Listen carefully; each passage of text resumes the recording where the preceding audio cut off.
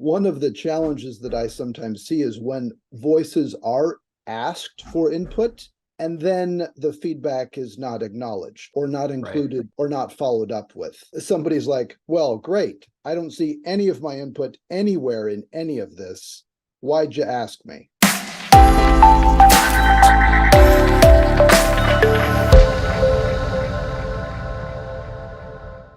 Well, hello and welcome. Let's dive in and welcome to the Leadership Growth Hour, an interactive monthly event that features timely leadership topics and tools to grow your leadership performance. I'm your host, Daniel Stewart, executive consultant and coach and president of Stewart Leadership, a global consulting, coaching, and training firm aligning organizations on leadership, teaming change, and talent. In short, we develop the people side to enable your growth strategies. Today, I'm excited to be joined by strategy planning expert and executive consultant, Nolan Godfrey. Welcome, Nolan. Thank you, Daniel. It's a pleasure to be with you and with everyone. And I believe this is your second time on Leadership Growth Hour. Is that correct? It is. I had the pleasure in the spring and also enjoyed that opportunity. Awesome. Awesome.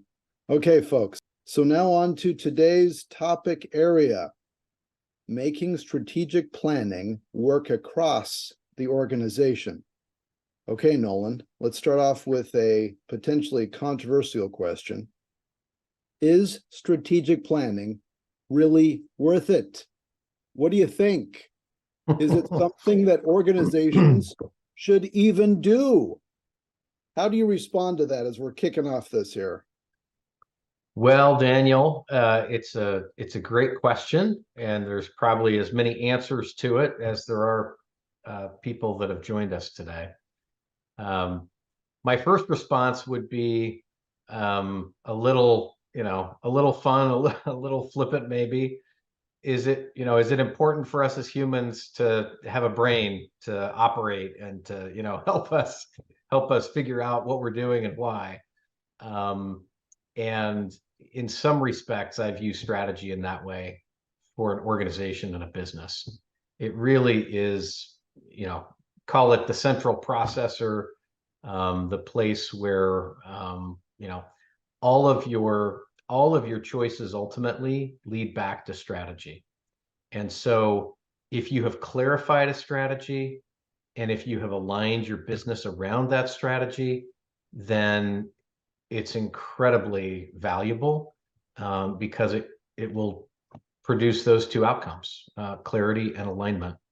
And if you don't, then the choice that you're making is to allow the focus, the attention, the resources of your business to be haphazardly applied and run, and with no guaranteed outcomes. So I would say it's incredibly important and vital, regardless of how in-depth or how intricate a process someone runs. Sure. So you're saying it's up there with breathing. It's up there with the essential elements. Now, absolutely. It sounds like, though, the different shapes and sizes can vary tremendously across an organization depending upon what's needed. But the point is to have some level of planning in a consistent way, a proactive way. That is correct. Because as a business leader, as a business owner, you ultimately want to influence your fate and your results as much as possible. And strategy really is a starting point from which to do that. Okay, so let me play devil's advocate. I was talking with a business leader a little while back, and he said, I do not believe in strategic planning at all. It's not worth it. It is a waste of time. I tell my people what they need to do every day, and that's all that's needed. Just keep them focused on day-to-day tasks. As you're hearing this, Nolan, what are the reactions that you have inside of you? What are the reactions? Yeah. So I have several reactions. One, that is certainly a choice, right? That's certainly a way to run a business. One of our clients said to me once, they were talking about an individual and they named the person and they said, this individual doesn't scale. And their point was that, unless they build more capacity and more capability, they're going to be stuck contributing at the level they're contributing at and getting the results that they've been getting. And so this leader, once they hit their capacity to direct and demand task fulfillment, that will be the extent to which their strategy can deliver results. And the other piece of this from an employee experience and engagement perspective, those employees are likely going to feel like they are cogs in a wheel, like they're robots, they're machines, and they have no say or creativity in how they're contributing, in bringing their own best skills and talents to work. And so it is a capability stifling approach, especially if you are in even a smaller organization or trying to grow in any degree. It's interesting you mentioned this. So think of a client experience that maybe they haven't focused on a strategic planning effort. They haven't had a united ability to be able to have a focus around a common direction. What has happened because of the lack of that? And then in contrast, as they then adopted a specific approach and were galvanized and created a cohesive plan, what then changed after that? Yeah, I actually, we could talk for a long time about these experiences, Daniel. I've had a lot of those experiences, and there are some interesting common threads. I think the first is, it's what we've already mentioned. There's a level of clarity and alignment that comes from this process. Again, regardless of the shape or the size or the complexity of it, the act of getting a team, whatever team that is, together to put together a strategy and to discuss the choices that you're making and leading the organization creates this clarity and this alignment.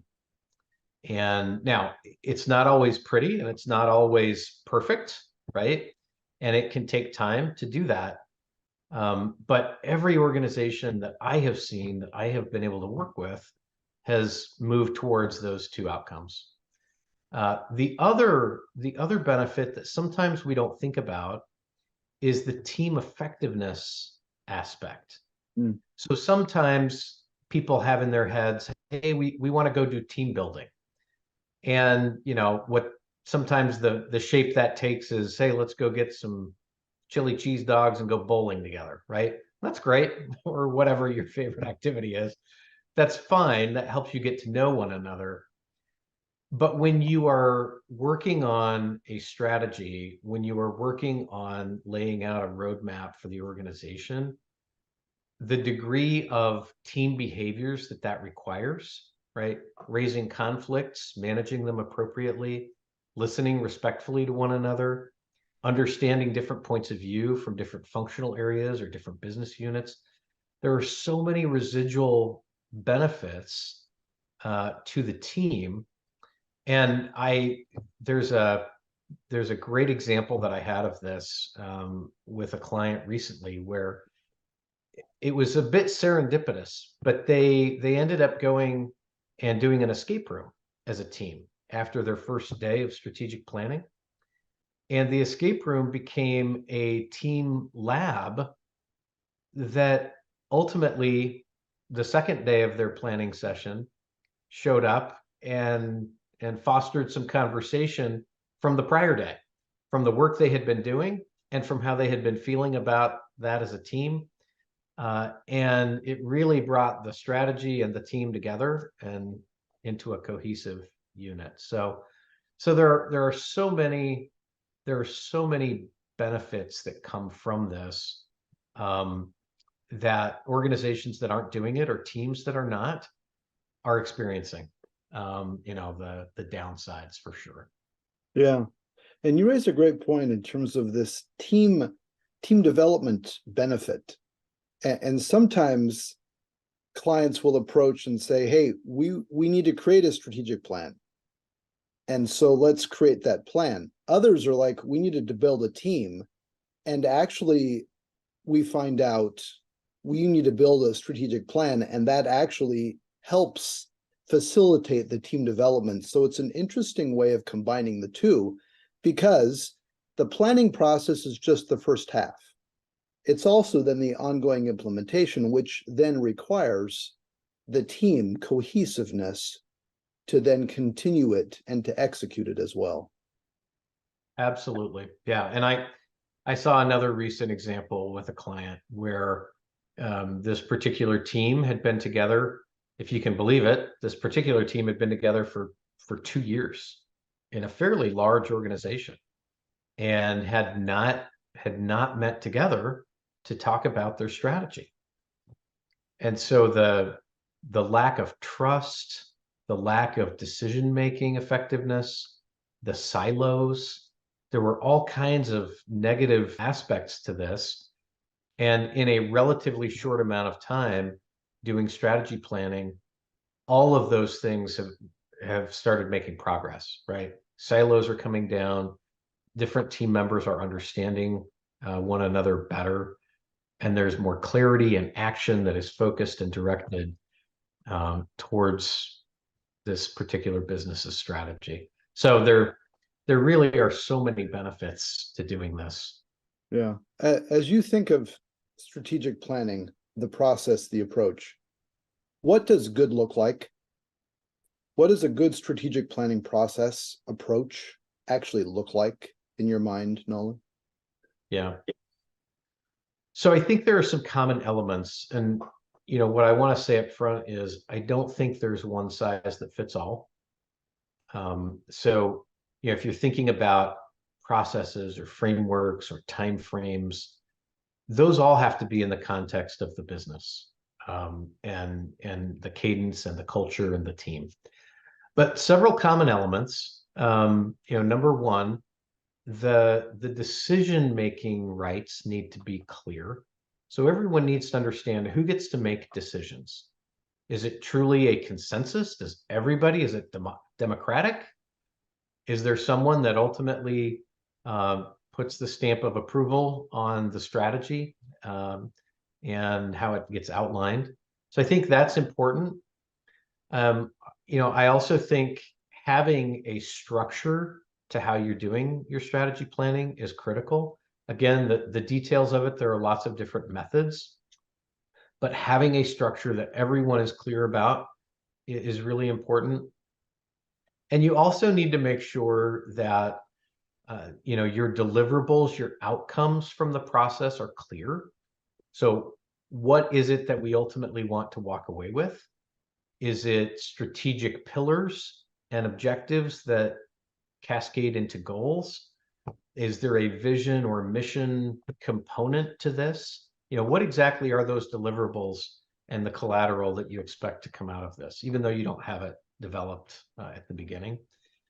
And then, I would say you want it to be collaborative enough where you have the right inputs from different individuals, different leaders that have a perspective on the business, right? That have a particular angle. So a classic approach, again, not the only approach, would be that a senior executive team with representation from each functional area, from each business unit, would get together, at least at a business level, to be able to represent. Because the more diversity of thinking and of experience and of organizational need you can get, the better. The more complete picture you're going to see as you get into this process. So those are a few of the key elements or key success factors that I see common across all of the strategy work that I've seen and that I've helped facilitate and lead. Yeah, and building on the title of our conversation here, making it work across the organization, let's pull on this idea of how do you make that happen? Who do you involve? So as I've done a fair amount of this as well, I see a couple different iterations, a couple different versions, and I'd like your reactions to this. So one version is it's kind of done in the smoke-filled room. You know, one or two or a handful of people go off by themselves, and I'm going to exaggerate a little, but it's not that much of an exaggeration, done in a vacuum in some sort. You know, they decide and then they come forth and say, this is the direction. And the rest of the people just kind of say, aye, aye, and they follow it. Now, it's neither right nor wrong. It's just one approach. Yeah. Another approach is an active involvement of getting input from several different sources, inside and out of the organization, different levels, getting feedback throughout. That can take a lot more time, provide more buy-in. Back and forth, there are pros and cons to this, and of course, variations. What are your reactions as you're hearing this? What are different ways of making this process work across the organization itself? Yeah, that's a great point. And you're right. There are different approaches. And again, there's not one size that fits all. For me, one of the keys is that if a senior leader, let's say, wants to declare the strategy for the organization, I think that can be an acceptable approach. I think that can be doable. There could be situations where that's very valuable.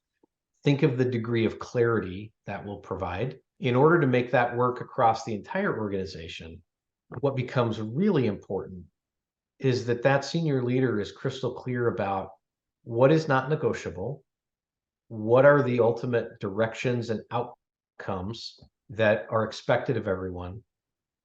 And then from there, where are the places where people can be creative, they can be empowered, they can come up with their own goals and plans and approaches to execute on that strategy. And so in a situation like that, I think you can make it work. Now, the one downside is, we know that people are more committed to something they help create, right? And so you do miss that benefit. So the idea of at any level in the organization, as you are cascading, as you're communicating, the idea of people being able to get clear about what really matters for the company. And then two, for them to be empowered to be able to contribute at their highest level to bringing that about. That's where I've seen that you get the most engagement, the most excitement, and the most alignment into the organization. So it's variable about how many individuals, how many teams can and should be involved in a process. Think of a really large organization. You could never have hundreds of thousands of people involved in a meaningful way in order to create that, right?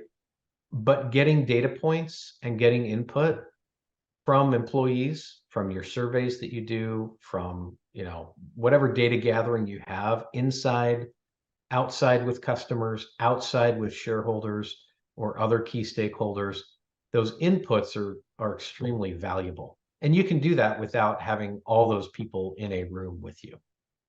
So utilizing lots of different mechanisms. And what I'm hearing is it's the choices up front to be able to then be clear about what's negotiable, what's not, what needs to happen, and why we want to involve other voices.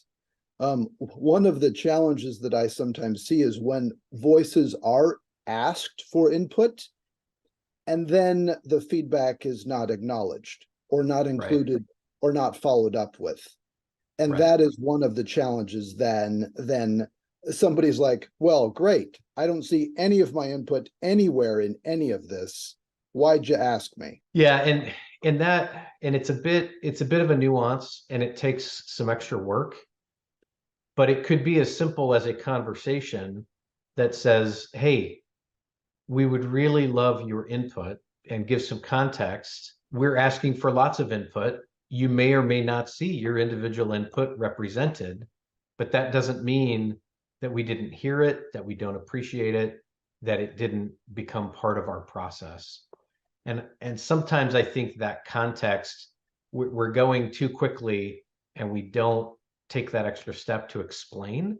And so then people say, oh, well, they're always listening and never responding, right? And then it actually makes things worse, because then people have an expectation that something's going to be done with their input. And if it's not, then it can become a negative for sure. Well, you mentioned something earlier about wanting to clarify during the process the desired outcomes and clarify that as much as possible upfront. So here's one of the challenges. Sometimes people don't always know what they want from this process in one of two ways. One is they don't always have a clear definition of what is strategy, what's a strategic focus area, what's a direction, what's a goal, what's an objective. These terms are used interchangeably. There's all sorts of different ambiguity around it. And the other aspect is the content of these. Is it strategic enough? Is it goalish enough? Is it objective-ish enough? Okay, Nolan, in 30 seconds, what is strategy in your view?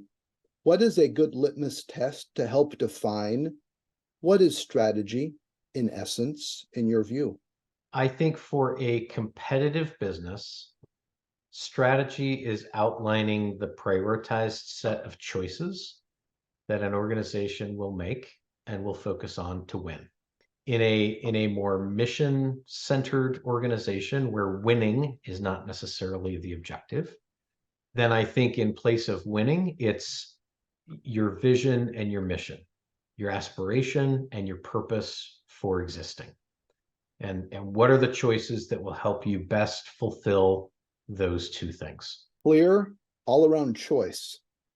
And it's focused around either the winning element or the mission or both. And then to build on that, how many strategies, how many focus areas, because that's often one of those questions around how many are we shooting for? 3, 5, 15, 38? And I'll just share a brief example. One past client of ours several years ago ended up with 38. I will admit we were not involved in that process.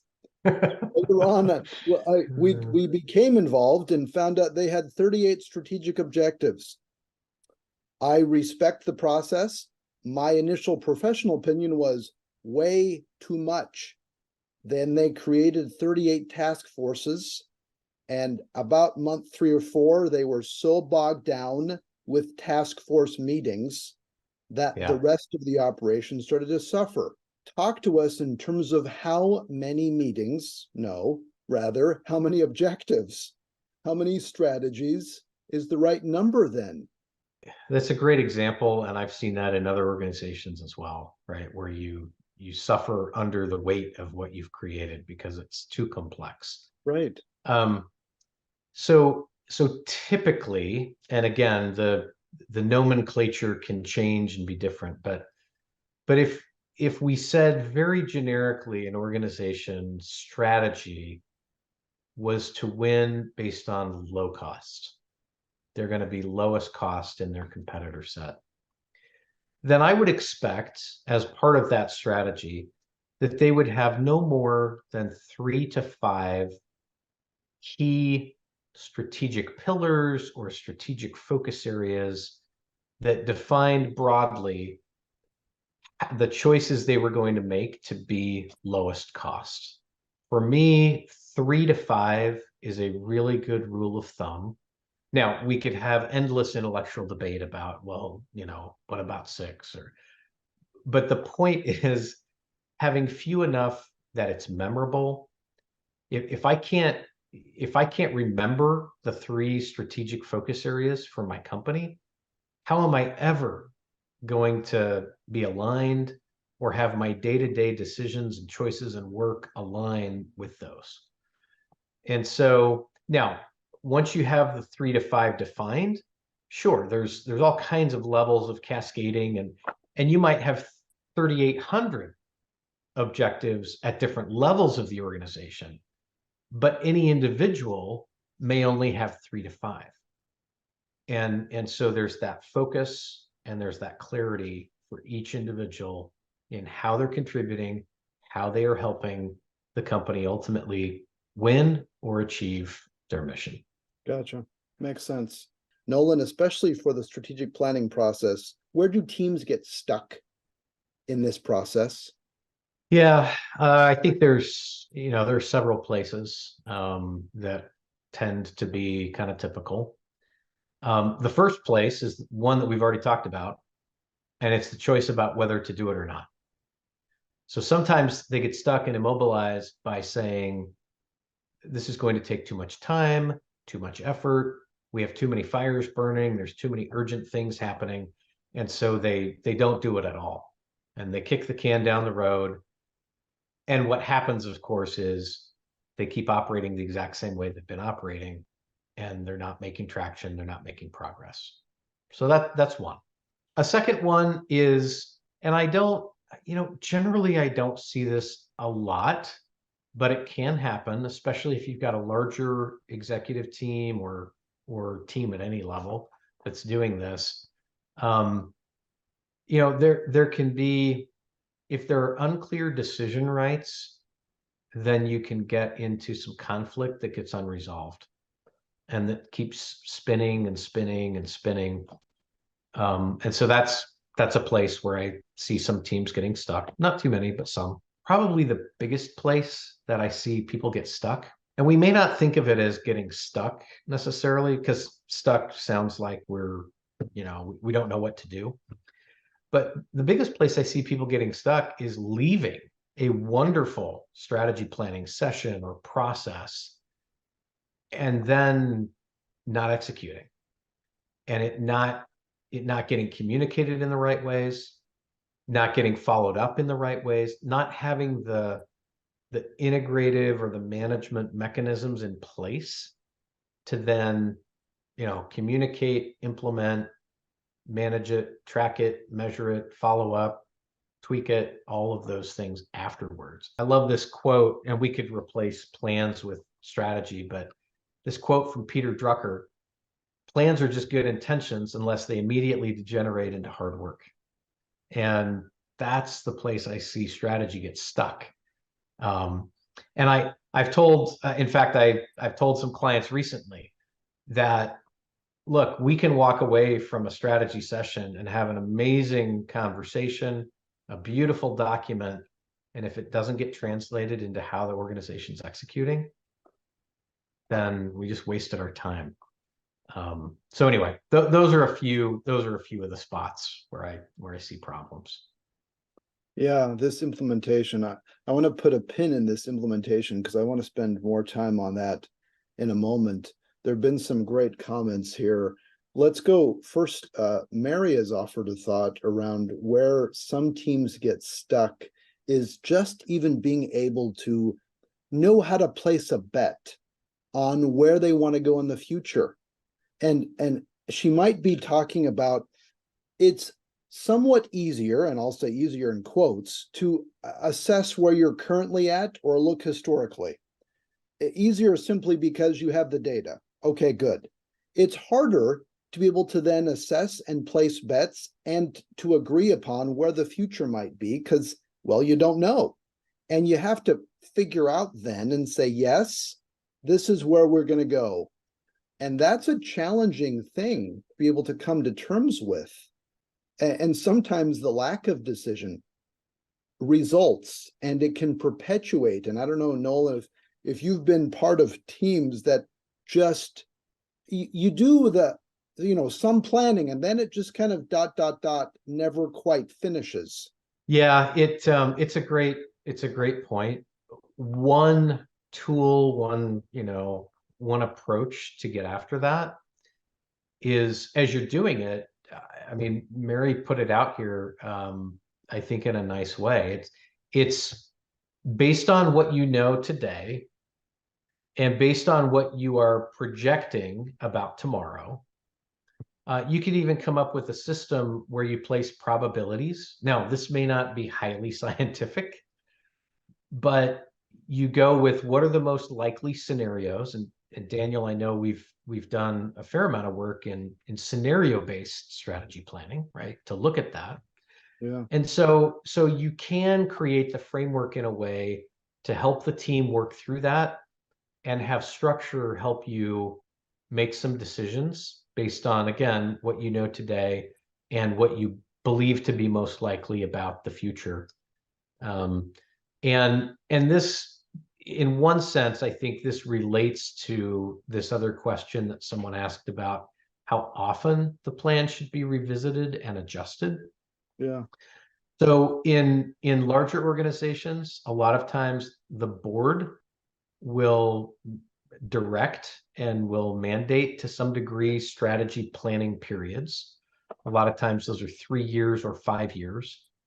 In smaller organizations or in much faster paced industries or high growth, you may need to revisit it every quarter and just do a gut check and say, is there anything we need to tweak or adjust for our next quarter? As so the time frames are a lot, are highly variable depending on some of those factors.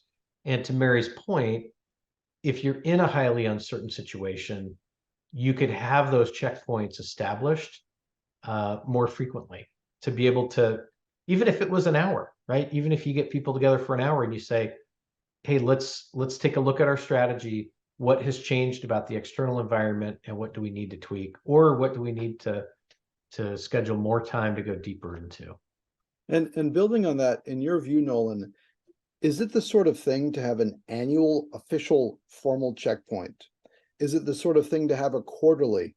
Or some organizations do a 3-year strategic plan and they don't look at it, or rather, they look at it, but they don't revisit it and redo it again for another 3 years.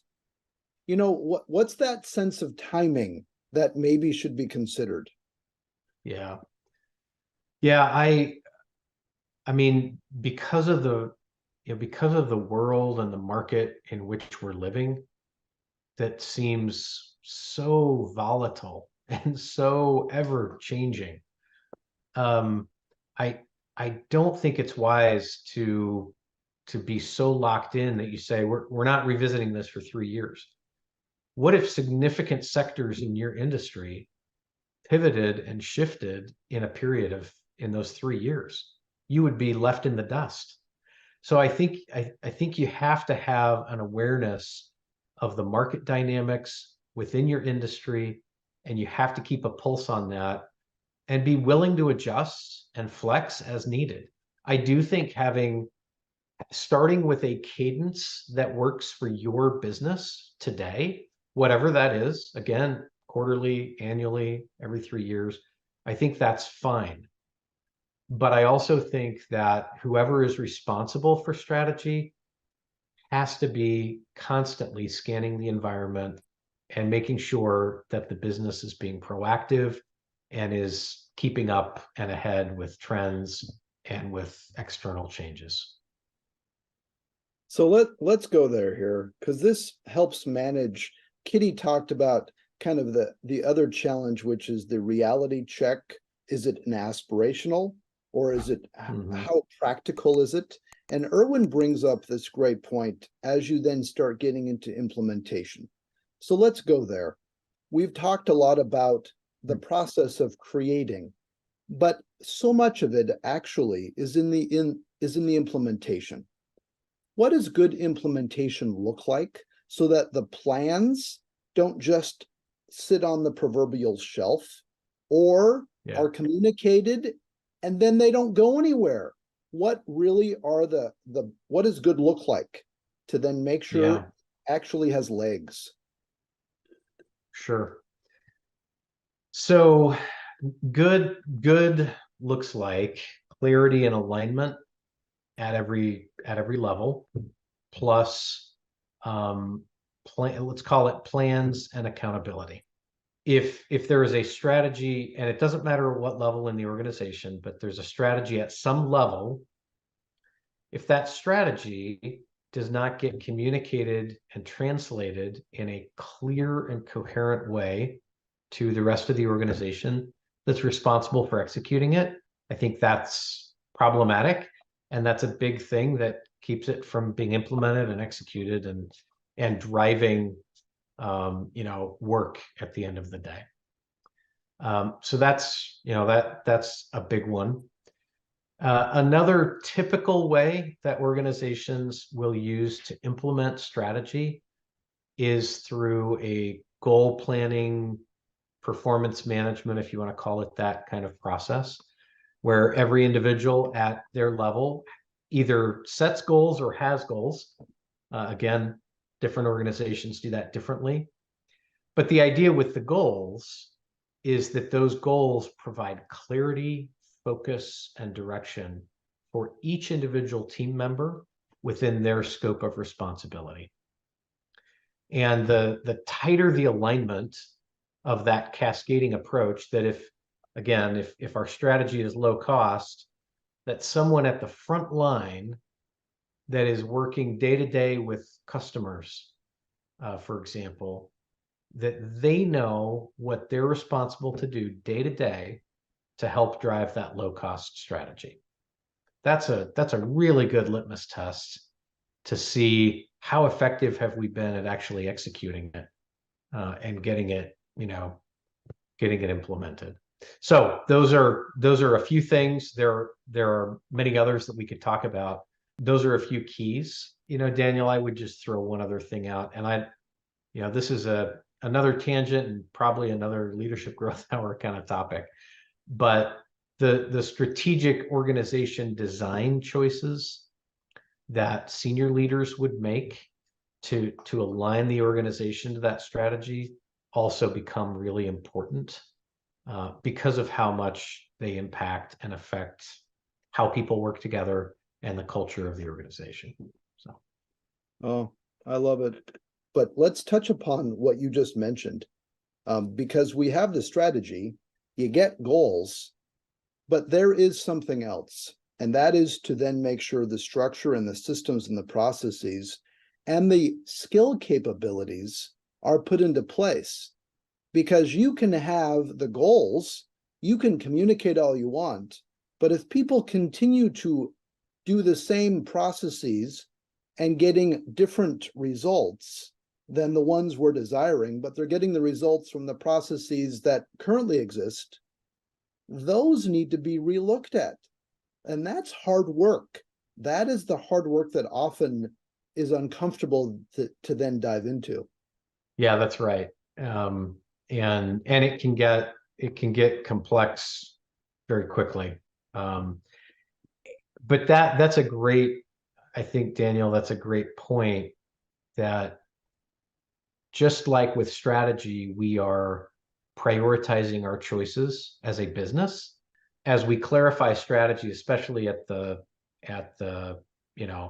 senior most level of the organization, it becomes important to prioritize which of those processes or structures or capabilities needs to be relooked at and may need to be adjusted or transformed to some degree, because it has such a broad impact on how the organization operates and its ability to execute its strategy. One of the great examples from kind of business history is Southwest Airlines. And I won't go into all the details.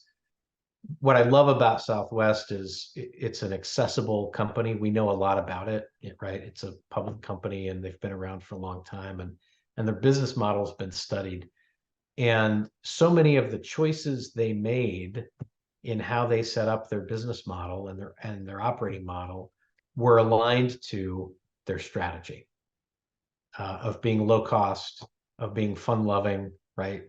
Of creating an amazing customer and employee experience. And so there are lots of other examples like that, but that's the importance of it. And it is hard work because it's transformative usually, and you need to be committed to it in the long term as well. And what you're pointing out is making sure it's aligned and avoiding distraction. And this distraction, it's always amazing a distraction can be mislabeled, and it's really important during the strategic planning process to then be able to label the distraction as a distraction, because you may be in a business, you may be doing a certain process, you may be focusing on a new product, and in fact, after the strategic planning process, that is then a distraction because it's no longer aligned. It might be good, it might be lovely, it might be something you like. However, it is actually now a distraction, and we need to pause it or move it out or divest it.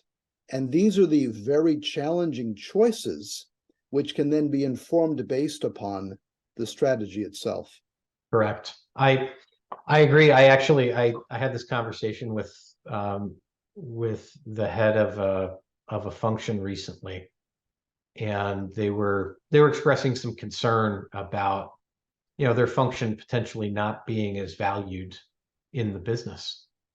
And on the one hand, you know, I expressed some concern and some sympathy and some empathy about, you know, that's really challenging. On the flip side, from a business standpoint, that may be a really clear strategic choice, and it may actually help focus resources even more. It won't feel good to the people in that function because they want to be more valued, and yet the choices that business is making, you know, when you make choices, you have to say yes to some things and no to many, and it becomes really challenging. And I see this as an even bigger problem. The more technical, the higher skill the workforce, the more challenging it becomes, because people are working on projects that excite them, that capitalize on their strengths and their skills and their experiences.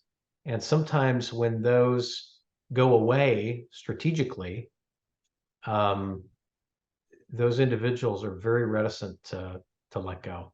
Yeah. Nolan, oftentimes during the strategic planning process, as well as during the implementation, organizations will choose to have a point person, either internal or external, or a combination of both. How and when should an organization decide when to have an internal or an external person guide and direct, facilitate some of this planning process? What's the criteria they should use to make that decision? Yeah, it's a great question. So I think some basics about the internal versus external, and if you're going to go internal, who you select. It's got to be someone that is able to be objective and impartial, right? And is aligned with whatever leader or set of leaders ultimately owns the strategy and is responsible for that. And there's got to be you know, it's got to be someone with a strong facilitation skill set and background, as well as strategy skill set and background. And those can vary, again, depending on the complexity of the situation. And so those become critical. And what I see a lot of times, for instance, when we get brought into organizations to do this, it's not always even that they don't have people that are capable. Many have very senior and seasoned people. It's that it becomes really challenging to be objective when you have skin in the game about the strategic choices being made, and you are asked then to facilitate a process or a set of meetings.